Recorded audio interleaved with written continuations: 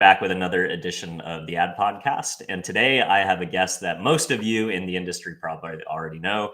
Shira Lazar is the host of the What's Trending show, which is an internet culture show that has received millions and millions of views across the internet. She is also a regular contributor to networks like CBS, MSN, and CNN on the topic of internet culture. And most importantly, she is a top leading voice on the topic of mental health, both in and out of the creator economy and all things Web3. Shira, thanks so much for coming on the show. Really appreciate it. Yeah, thanks for having me. I'm excited. So I know there's a lot going on, and I have you for a short amount of time today. It's an election week, and lots of things in the news. So we'll jump right into it. So I've been working with influencers or creators for the good part of 13 years, and probably even longer if I go on before that. And I'm always fascinated how creators kind of became creators. The common theme, and I've never heard anybody answer this question contrary, is that most creators never intended to become creators. Either they started posting videos on YouTube like iJustine that was just putting up her portfolio for her website business, or somebody had a viral moment and they were able to capitalize on it. But what I think is really interesting is your career has tracked that of a traditional television personality and host and on-air camera for more traditional outlets. But at the same time, you were probably the only host that was building an online presence and a format on the digital side before anybody else was doing that. So just kind of curious if you could give us a little bit of your origin story. Yeah, for me, it wasn't an accident. It was intentional. That's awesome. I love it. Yeah, no, it was intentional. I've been a student of the craft. I grew up loving talk shows and news magazines. And when I was younger, I was a performer and actress. And you could say what I do is an extension of some sort of performance, but more being myself. And so when I came out to LA, I was trying to first producing. But then when I realized I really wanted to pursue on air, it was to be a broadcaster. It was to be the next Ryan Seacrest or Barbara Walters or Katie Couric. And I was pursuing that, and I was doing the auditions and the meetings and everything, and not necessarily getting those jobs that I wanted. And even if I got a gig, it's, what do you do the next day? Right. And for me, like, I wanted to be practicing my craft all the time. And so the digital space allowed for that. Of course, we all know that this is a statement now, but remember, if we go back then, people didn't use these tools. They didn't understand why I was uploading to my own website. They thought it was really cute that I was like, I had blog posts and videos on my website updating people on what I was up to. Right. And I would get asked like, who's hiring you to do these vlogs? And I go, well, no one's hiring me. I'm like doing them because I think it's cool. And what else am I supposed to do while I'm waiting around for the next job? Right. Like, I'm supposed to just like sit around and like beg people to hire me and get all depressed. This was my way to not get too depressed about the fact that like I wasn't getting that. And then before I knew it, while I was experimenting with all this stuff, and I would, I found this Nokia phone and I was doing vlogs with it and uploading to these platforms that were very new that don't even exist now. But through that, it became a new form of reporting and video producing. Again, these are things that are so obvious right now, but at the time, no one was doing them. And, I remember stopping by the writer's strike way back. I'm forgetting the year, but this is like not this recent writer's strike. Yeah, the last a long time strike. ago. And Norm Macdonald, who is no longer with us, unfortunately, I was on the street, and I'd go up to him with my phone and saying, hey, can I interview you? He's like, with what? Like, you don't have a camera crew? And I go, yeah, with my phone. And he's like, your phone? What do you mean? Like, so like, I'm looking into that. I was like, yeah, you're gonna look at me. Like, I was introducing people to this concept. And I remember doing that interview and saying, wow, this is so cool. Like, I don't need a whole team. I could just do it. If I'm interested and passionate about a subject, I could just do it and upload it right away. And I'm reporting in real time. And then from there, it led me to a gig at CBS News. And that's where I launched my company and show What's Trending. And then we eventually went off on our own as an independent media brand and organization. And so began my journey in entrepreneurship. I love that.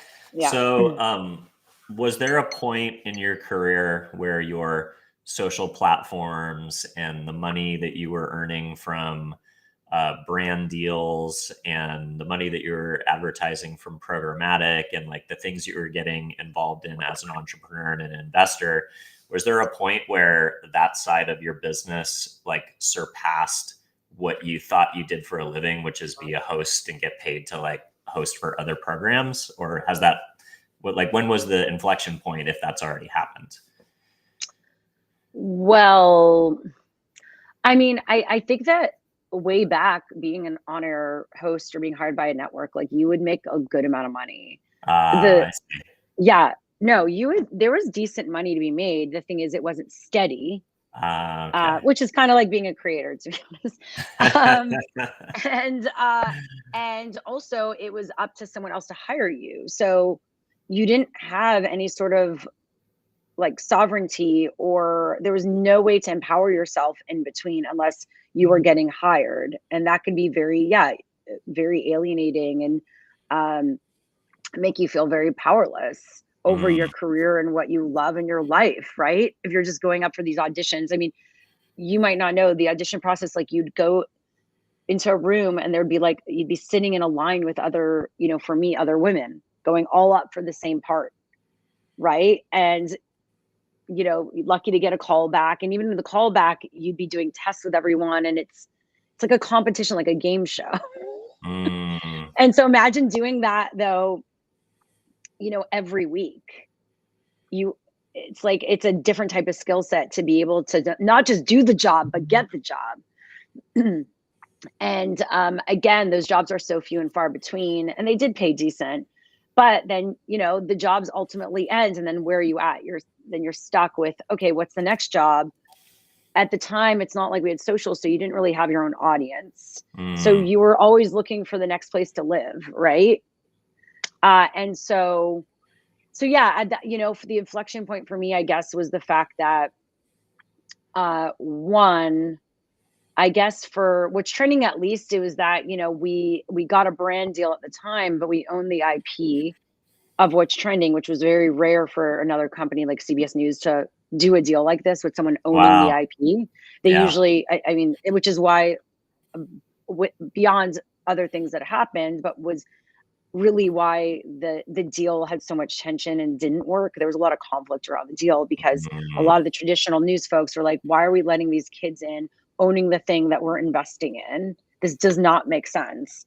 And then ultimately, when the whole relationship fell apart, that was really depressing too. But ultimately, we still own the IP. And so we could continue on our own. And luckily, at the time, we knew all the companies that we were working with, like live streaming with all the platforms, and all of them gave us our passwords back because CBS News basically had control over all of that at the time. wow. Wow. Yeah. So, and like within a week, we just launched on our own without a network, without a partner like that. And we had a bit of money left in the bank. And then we just went back out to market, which was also challenging because you're going back out to market after a very public implosion of a relationship. Not a lot of brands want to work with you. Mm, And mm. so, but we continued, we kept our head down. We kind of raised friends and family to gap us a bit. And then I would say 6 months later, we had a deal with LG at the time. No, sorry, wrong. 6 months later, we had a deal with Vizio. And then it's amazing, just like that momentum starts again. You get one deal and then it's like, we're back, right? And we did that at CES. We worked with Vizio at CES. And we showed up in terms of like, what our brand represents. And we got a bunch of awards that year because there was this like IAW TV digital awards show.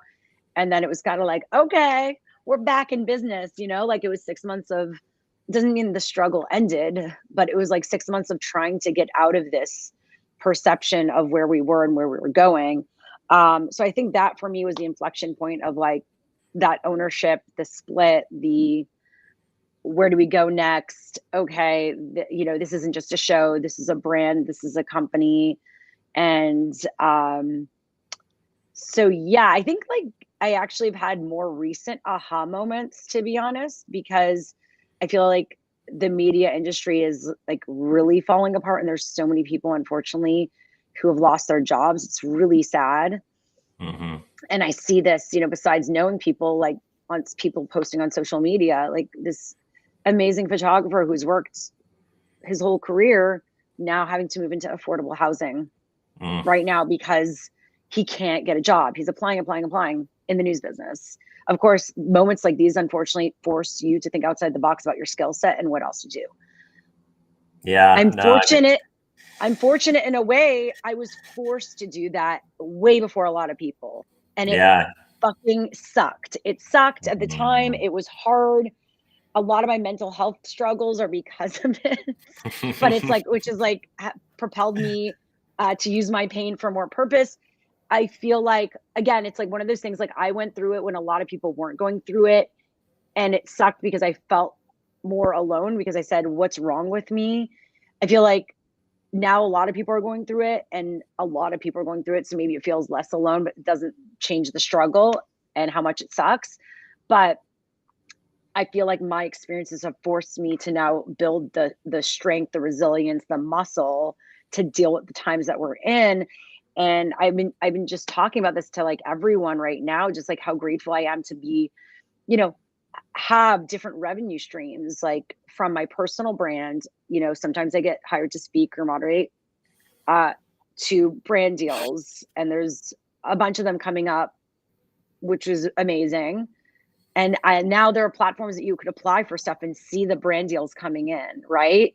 Which is really cool versus waiting for them to contact you or your agent. And then what's trending also, I make some money from. And I mean, it's not like easy. It's like, oh yeah, this is all passive income. No, I like have to be very active in it, but at least it feels like this is something I can control. Yeah.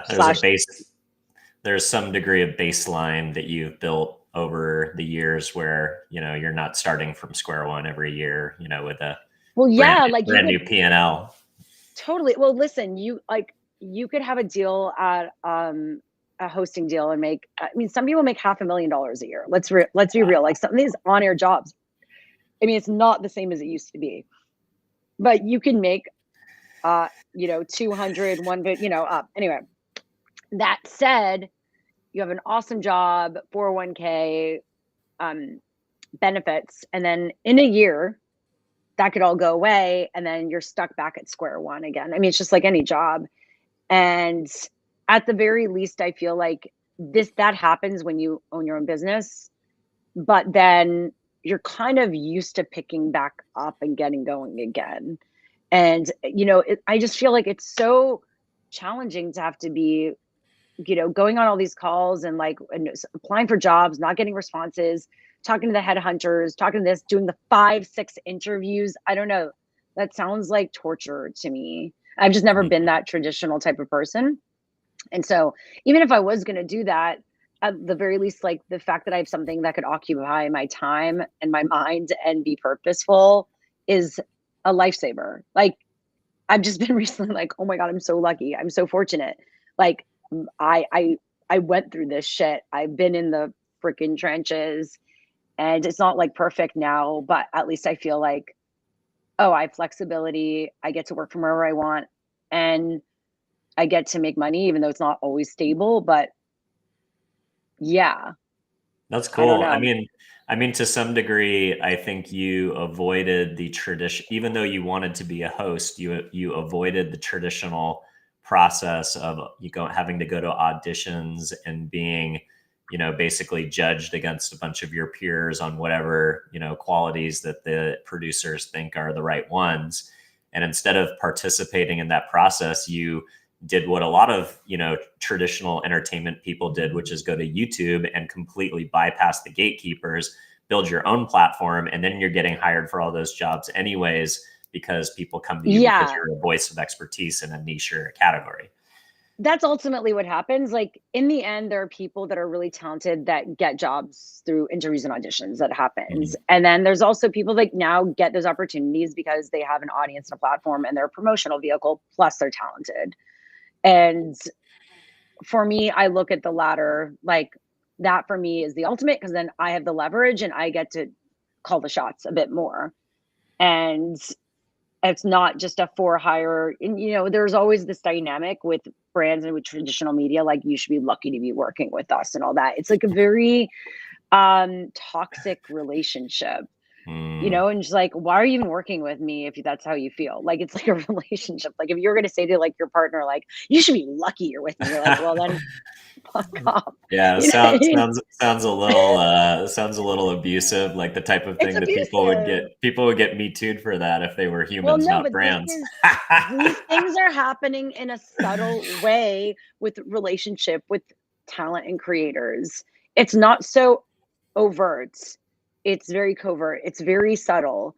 And before you know it, you're like, why does this feel off? Yeah, because it's basically a toxic, abusive relationship and Yeah. manipulative. You know Wow. what I mean? And that's hard to get through. That's hard to accept that you've both been in that, even though it's not happening all the time, but that you've been in it and you've accepted it in a way that can be hard on yourself because even though you didn't know better or you didn't have a choice. Like some people, you got to pay the bills, you got to do this, and then you accept relationships that are not healthy for you. Wow. Yeah. Yeah. You always hear about like, oh, creators, they got to skip the talent agent process or, not have to deal with the casting situations, but it sounds like there's just a host of other problems doing it the No, creator it's a different, it's route. yeah. Oh, totally. It is not the be all end all. Like people act like, oh, now everything has been solved. It's like, no, there's other things. But I would say what's nice for me at least is like, I feel like while I haven't necessarily been doing the traditional thing day to day, the minute I want to, if I did want to really lean in and do it, it's there. It will always be there. But again, I have a friend that has this saying, like, stop chasing after dinosaurs, chase after Mm, aliens. And that's so he would cool. always go to me whenever I was like, I want to get on a morning show, or I would just want to be a contributor, which I still have these goals. Like it is part of my bucket list, whether I like it or not, of like baby Shira, young Shira, like wants these things. And I will continue going after them Hmm. and entertaining my younger self. However, the reality is these things are dying. Like they're dying off. And so do you want to spend your time going after something that is dying or going after the new? Yeah. I think sometimes because I go after the new so much, sometimes I'm just like, I want the comfort of like the nice cup of cocoa with grandma, like Yeah. I want to go back into like antique world and like, can I just go back into the old times and like remember what this was like? I have a Yeah. bit of nostalgia. You have an upfront deal at a studio and you've got an office and an assistant and a Yeah, 401k and a health like plan.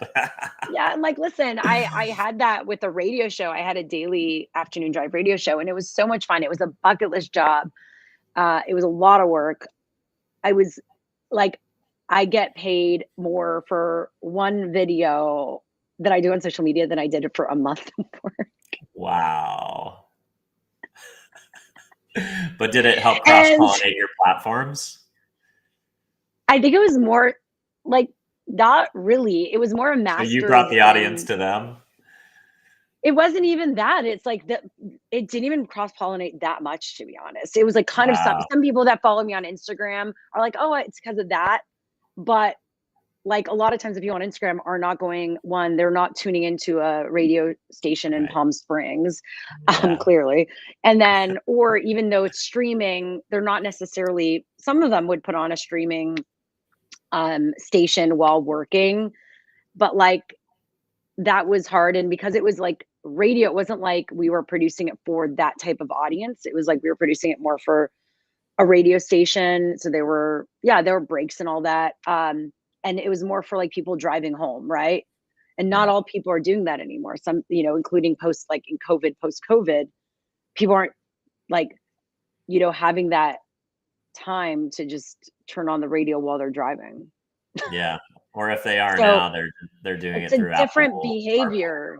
whatever. Yeah. Yeah, it's just a different type of behavior. So for me, it was more, I learned so much about, because it was an LGBTQ plus music talk station.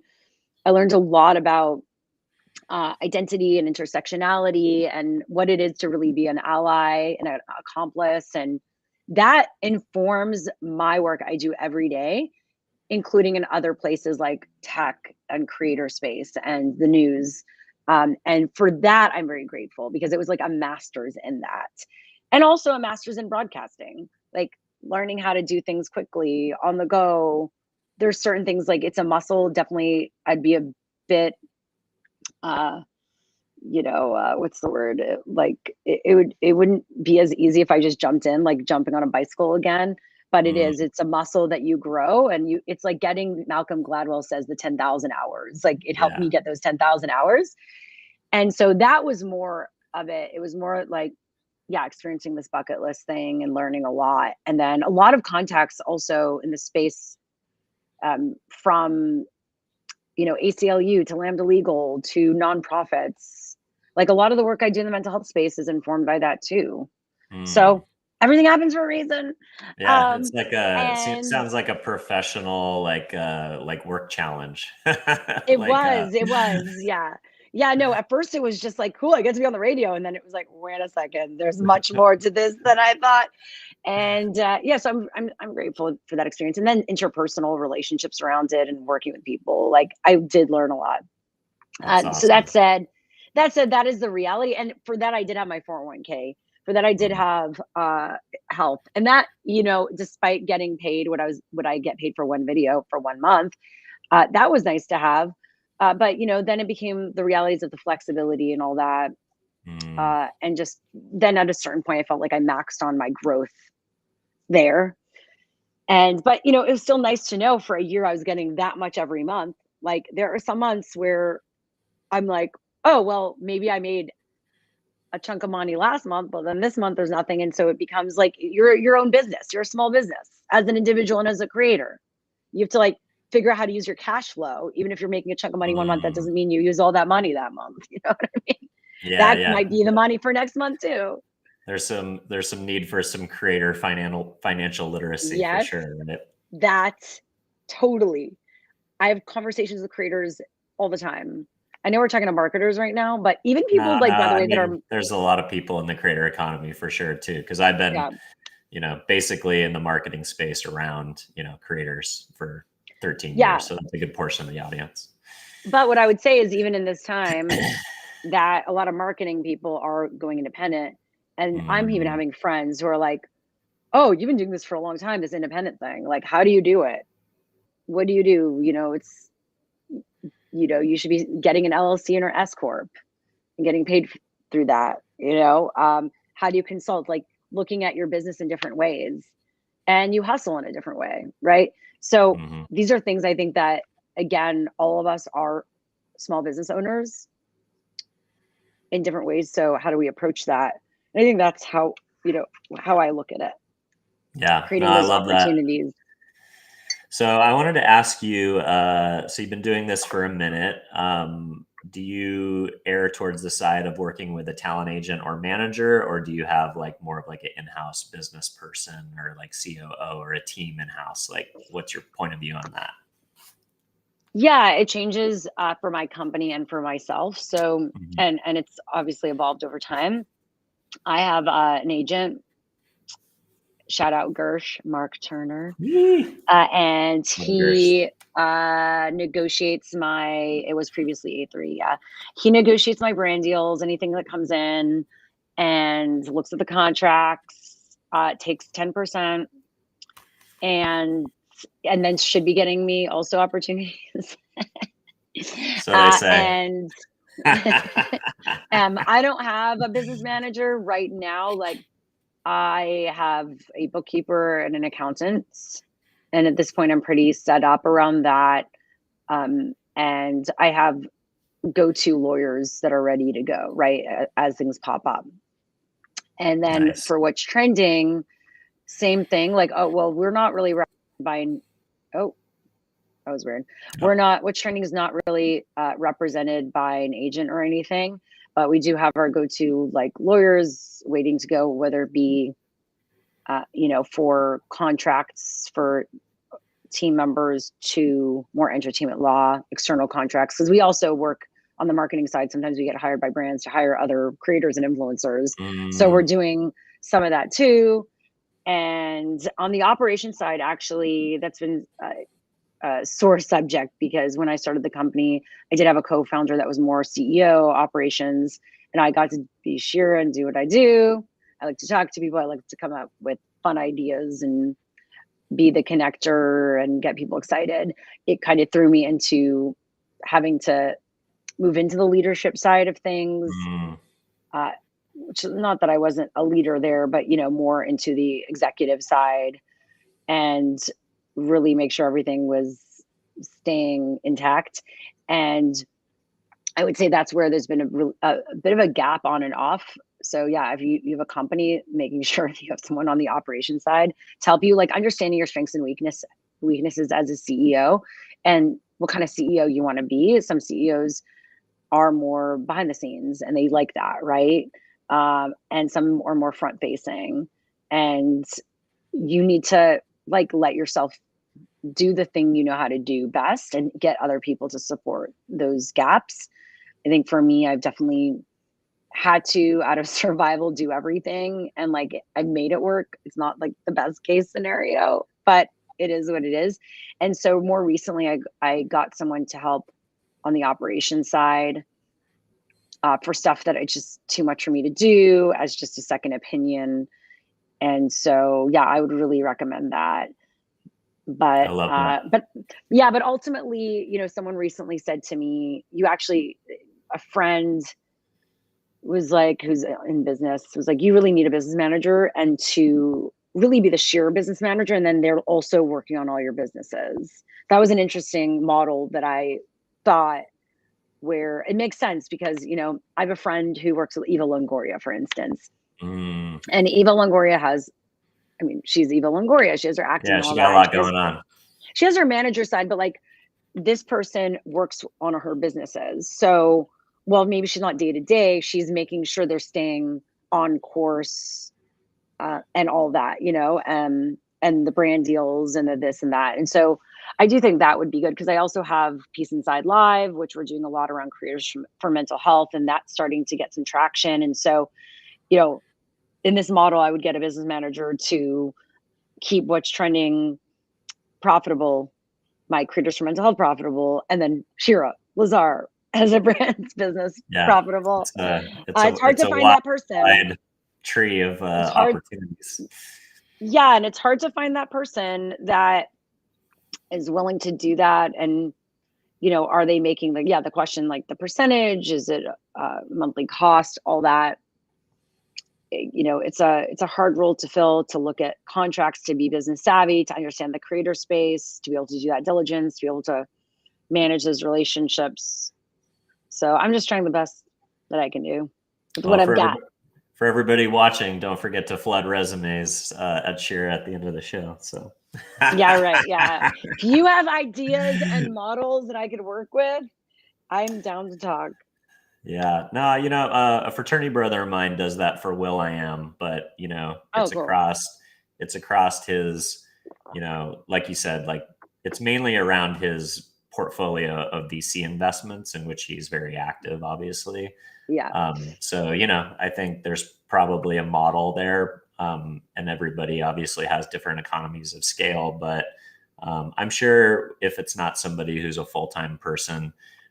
For you, like you also have Fixated, which is that new organization. Phil Ranta. Yeah, shout out Phil Ranta. Yep. Because Phil Ranta was doing this for me when he was at We Are Verified, and it was really helpful. I adore him. He's a unicorn. I love working with unicorns. I'm a unicorn, and he has been the only one. That's so funny that you mentioned that has kind of dabbled in that for me. The only one I've seen where it's possible. Now Fixated is a bit more fixated on the gaming community, but Right. And I'm a bit more of like a lifestyle personality. I'm not as much in that model, but I do adore Phil, and I like, he's a great example of that. Yeah, totally. I think that's true. And I think you're going to see more and more creators and companies move to focus on that kind of, back office support for creators, whether that's through SaaS or AI or personnel and skill set. So interesting Yeah. space to be continued to develop. So I also wanted to ask you, this is kind of a one-off question, but I feel like I can't pump gas without seeing your face. Uh, with something like that, like these like traditional channels where you pop up from time to time, like in the kind of the closed TV networks inside of like restaurants and drinking establishments or like GSTV, like is that like a licensing deal where they come to you and say, hey Shira, like we need content, on these platforms and we don't have enough of it. We'd like to license your name and likeness and play that in between the ads that we're running and we'll give you a rev share?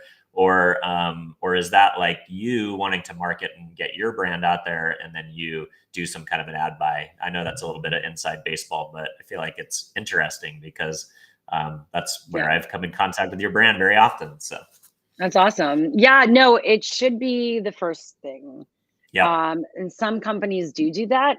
I think out of home is a great opportunity, but they're in need of a little shakeup because the issue is that they sell inventory around our videos, not just mine, other media brands, platforms, and we don't see any of that money because it's not in their model, and it's not a rev share model. So these companies need to figure out either licensing or rev share, but a lot of times they feel like, and they do have really great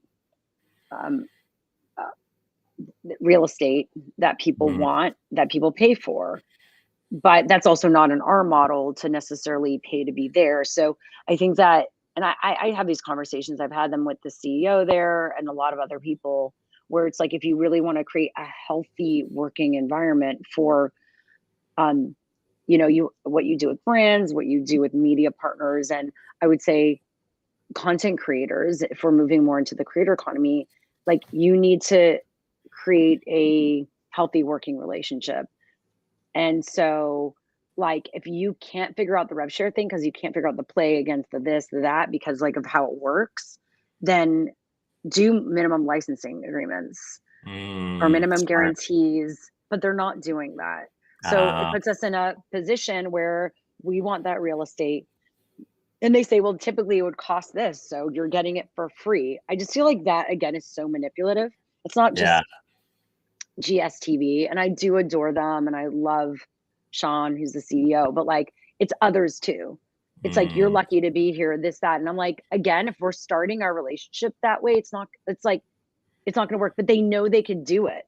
So, but just because I know I could do something doesn't mean like I should do it. Yeah, totally. And so, and like, you're wondering why all these companies, like not just content creators, but like media brands are dying off.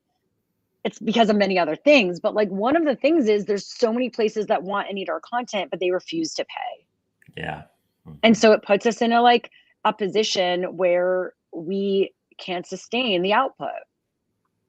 Yeah. And so it's like, and then I feel like maybe it will never impact them because there's always gonna be content out there. But like, then they're like, oh, we're not getting good enough content, consistent, reliable content. You're like, well, you're not paying for it. And then we all need to figure out our model, or else we're not going to survive.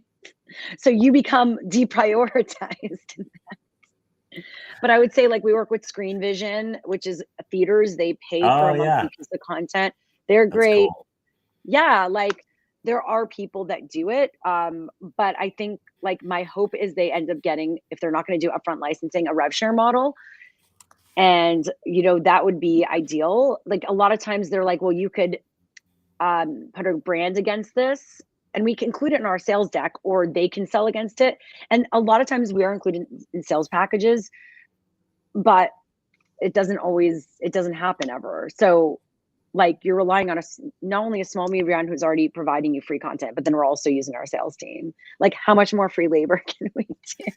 Yeah. I mean, it's one thing to, give people access to free inventory, but, to some degree, like those those kiosks would be that much more annoying, right? If they didn't at least have like some good professional content once in a while between the ads. So, and then like you talked about, it's these like captive audience spaces, right? Like, where can we put a screen and talk to people, while they're filling gas or waiting for the previews to start at the theater. A friend of mine just started a job at one where they put these screens inside of golf carts. So they give you like a bunch cool. of Let me know. Yeah. I mean, that's the issue right now. I think it's a bit, it is an issue. I feel like we're not going to talk about it. Like, of course it's not an issue maybe.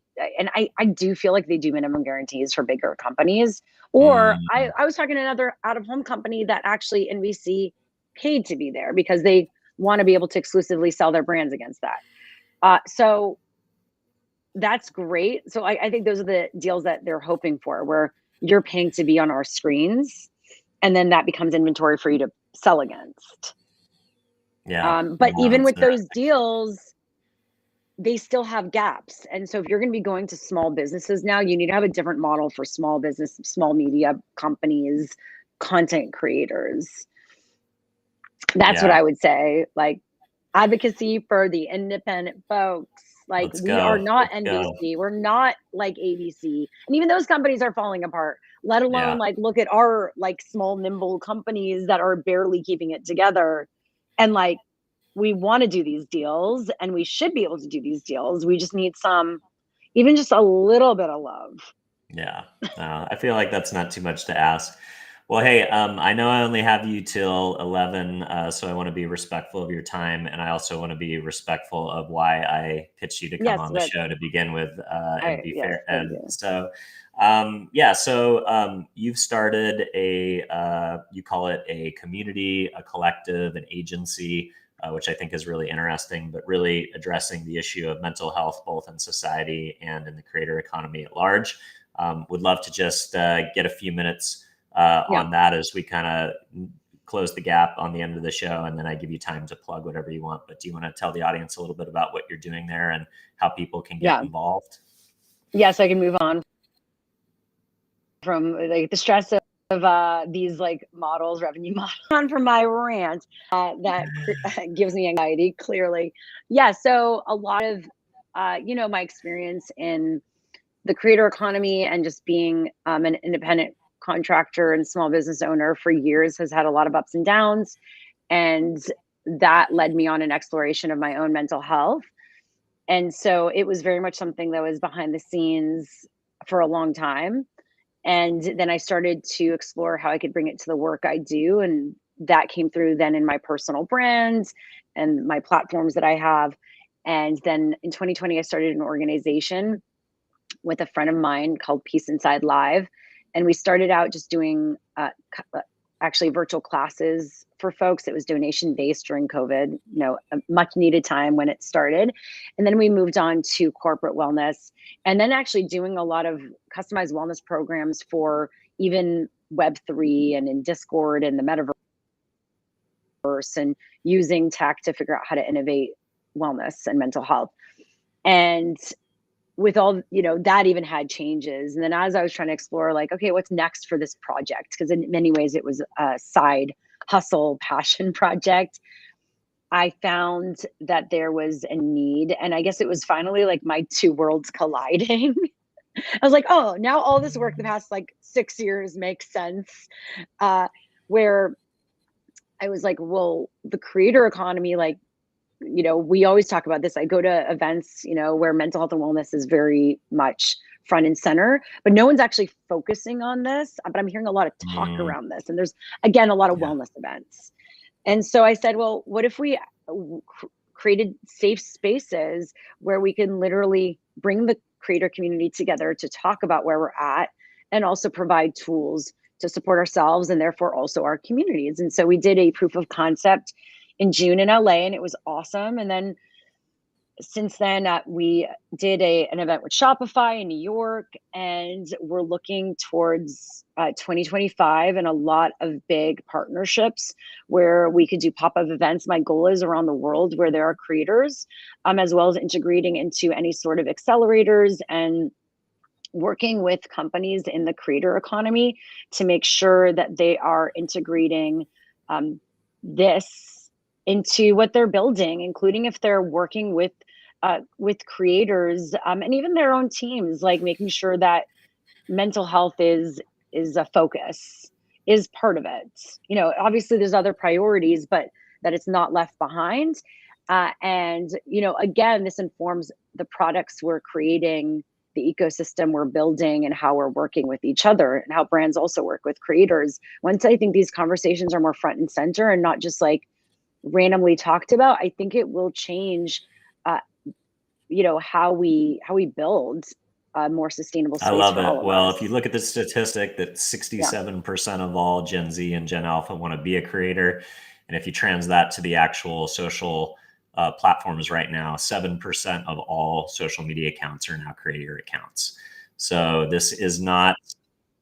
Oh my God, you need to send me those stats. I would love that, because yeah, we have a lot of awesome things coming up next year, and I feel like this year was definitely setting the stage. And for me, this is my goalposts. Like, this is the stuff I'm really like, I feel like my heart is focused on, because again, you know, it's like using my own pain and like the things I went through for hopefully some purpose, and to support the next generation so that things can hopefully be a bit better and Yeah. easier. No, So like I that's think all I it's can. important, you know, as a dad of two daughters that are both trying to do it right now. Yeah. I want to support them and use my connections to be helpful to that. But I also don't want them to fall in any of the Yeah. pitfalls. So I love what you're doing. I think it's important, especially for females. Thank So you. do you want to point the audience anywhere where they can learn more or potentially reach out to you, get involved if there's a brand marketer that thinks this dovetails well to the platform? Yes, totally. If you're working with a brand or any sort of platform and you think this is important, you are curious, at Shira Lazar everywhere on social media, LinkedIn, and then Peace Inside Live. You can kind of see a bit more too of what we've been doing, where we've been at Peace Inside Live. Yeah, to find out more, but pretty much like you can find out everything on my platform. Well, So there you have it, everybody. Shira Lazar, thank you so much for coming on the show. I will thank go ahead. you. Yeah, Oh, I forgot please. one more thing. I do have a Oh, weekly let's go. newsletter where I get into like the trends I'm paying attention to, and as well as like promote the things I'm up to. But it's really looking at one main topic a week that I think you should know about, and I dive into based on my perspective and my expertise. And then like headlines, also a curated look at the headlines that you might have missed, and creator economy, AI, Web3, things that would inform, I would say, your business, whether you're a I creator or love a it. Well, if marketer. you ever want to come back on the show and hash out headlines from the newsletter, we'd be glad to have you. Thanks. Awesome. Well, thank you Of course, again. I'll go ahead and Appreciate put you it. backstage because I know you have another show to get to. Thank you so much, Shira. Cheers. Thanks. All right, everybody. Thank you so much for coming on the show today. If you enjoyed the conversation that I had with Shira, the OG gangster of internet culture, don't forget to subscribe to the show and or follow us wherever you might be listening to the podcast. And, you know, if you give us a review on any of the platforms, a 5-star review, but an honest review, that's how the show finds a larger audience in a more organic way. And most importantly, if you know a creator out there or somebody who is trying to become a internet celebrity or host, or if you know a brand marketer or somebody in the creator economy that would benefit from the conversation that I had with Shira today, please do not forget to share the show